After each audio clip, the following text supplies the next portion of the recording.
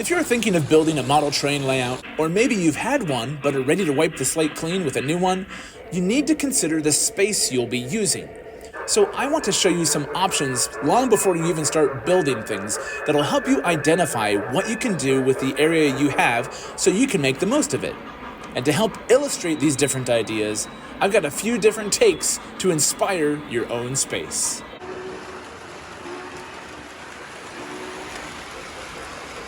For the purposes of this video, I'll be using O-gauge trains as an example. Not only is it what I have here, but it's probably one of the trickier sizes of model train to go with because of the amount of space that it can take up. HO scale, N scale, and other smaller sizes give you more flexibility because they just take up less space.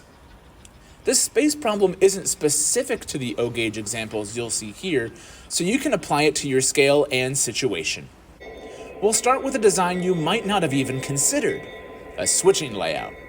Unlike the traditional idea of a loop of track, a switching layout is all about operating action. In this humble 2x8 space, my friend Bobby has created this amazing scene that could fit just about anywhere. A dorm room, an apartment, the corner of a home office. It's almost too versatile of an idea. Something that'll make this kind of layout feel really big are scenery elements. Bobby has done a fantastic job of making this small space feel big because of the backdrop and this cleverly placed tunnel. Tunnels are a great way to give the illusion of more beyond the confines of the layout and helps it feel connected to a bigger world.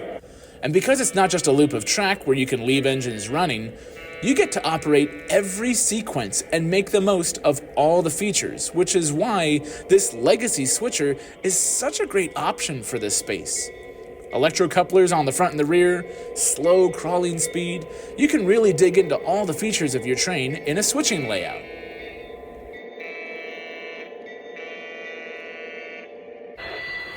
Next, we do have a more traditional loop of track, but if I didn't tell you the size of this layout, you'd probably guess from the scenes that this is a massive space. My friend Johnny, better known as Optimus, has gone to great lengths not only to detail this amazing layout, but to take special care to position buildings and other items to give the illusion that this is a much bigger space than it actually is. These massive locomotives passing by are cheating their minimum curve radius because this simply uses an O60 loop of track. Most people making a layout for modern MTH and Lionel engines think they need O72 as their minimum, but as he's proven, you can still get away with a lot while still dialing things back a little bit.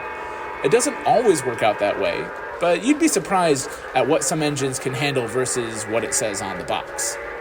These are all highly detailed, scale-sized engines that are further complemented by great scenery work, but the real key here is how the space uses backdrops, lighting, and structures to block the view of other parts of the layout that really make this a masterful design. In some cases, a divider with a backdrop on it can also add depth and variety to your layout, but in this case, it's down to the line of sight being fooled by the buildings around key areas of his layout. It accomplishes that big layout look in a modest size. And because it's not pinned up against a wall, it's easier to access things, to move trains on and off, move things around as needed. You don't need an access door to cut out in the middle like you do with other larger layouts because of the size.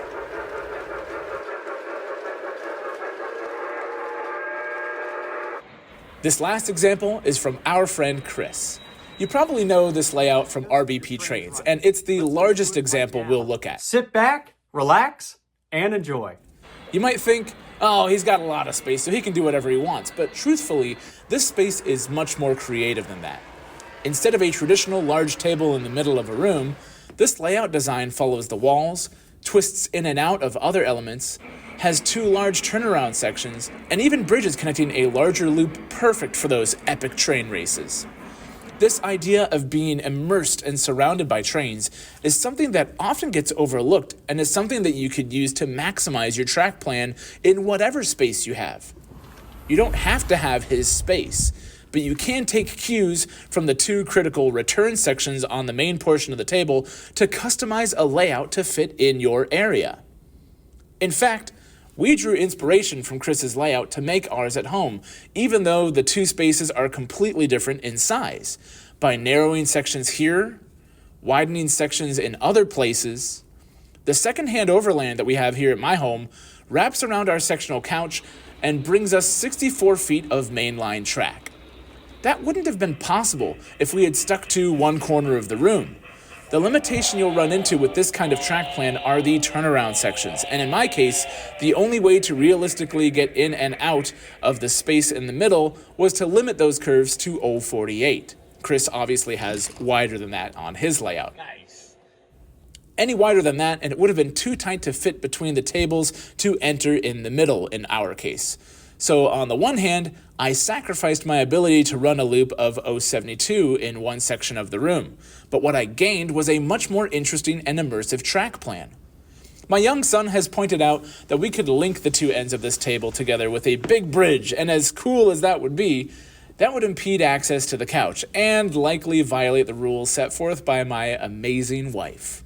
The only parameters she gave us when designing this layout was that it had to have access to the couch and still be able to watch TV. And we've done that, so I don't need to risk it with a bridge, do I? I don't know, leave me a comment. Would you connect these sections and risk bonking your head? Or dropping a big boy? Sorry, Chris, I had to. So it's my hope that after watching this, you realize that you can build a layout regardless of the space that you have. Because especially for folks that are new in the hobby, it's so easy to just look up online and see all these gigantic, grandiose ideas that are in many cases unattainable. There's nothing wrong with having a ton of space to build a layout, and if you have that space, I'm happy for you because the sky's the limit for you. But that can be a very exclusive thing and kind of cut people out of the hobby thinking that they can't fit what they want to do in the space that they have. So hopefully I've shown you that whether it's the switching layout that CWF Trains showed us, or the smaller but still bigger layout that Optimus showed us, or even by using creative space like RBP Trains has done, that you're encouraged to build a layout regardless of the space that you have available to you. So thank you so much for watching. I hope that this was helpful and encouraging to everybody to be able to get into this hobby and enjoy it, because I've had a ton of fun doing it, and I wouldn't have been able to do it had I not been inspired by other folks that showed me the same things that I'm sharing with you guys. It's just, you have to dig around to find it. So help me spread the word on this. If you got folks that you know that want to get into the hobby, let them know that they don't need to have a gigantic unfinished basement to enjoy O-gauge trains, or really any scale trains for that matter. As always, leave a comment down below. Let us know what you're doing. Are you new to this hobby? You need some help with stuff. You want some ideas. Maybe you've done this before and want to impart some knowledge onto folks that are new to this. Please leave a like, subscribe, because we got a bunch of new stuff coming, including that Heisler that I kind of teased a little bit in some of the footage. And I guess it's resting on top of it, I got some work on the elevated line that I want to show you guys. So stay tuned and we'll see you on the next one.